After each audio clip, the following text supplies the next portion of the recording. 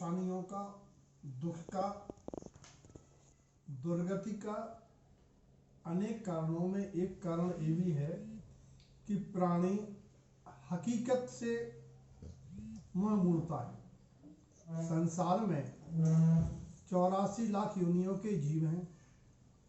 अगर मनुष्य योनि की बात करें तो मनुष्यों में भी कोई गोरा, कोई काला, कोई ठिंगा तो कोई लंबा, किसी का पति बेमेल, किसी की पत्नी भी बेमेल, किसी की रोगी, किसी के निर्धनता, किसी के धन।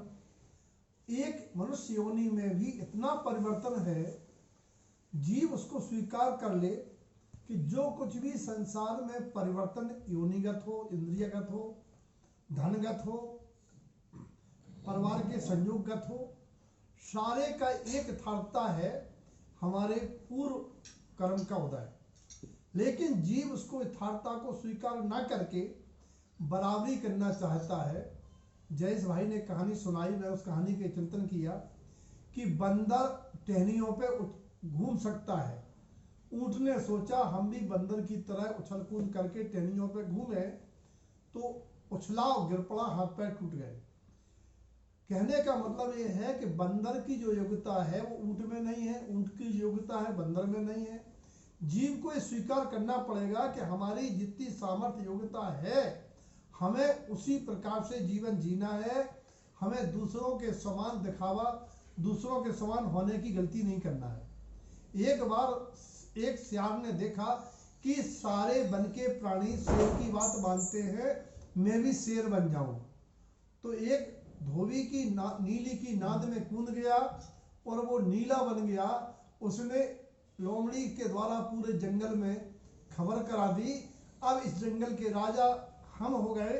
पुराना शेर हमारे मारे डर के शेर छोड़ के भाग गया।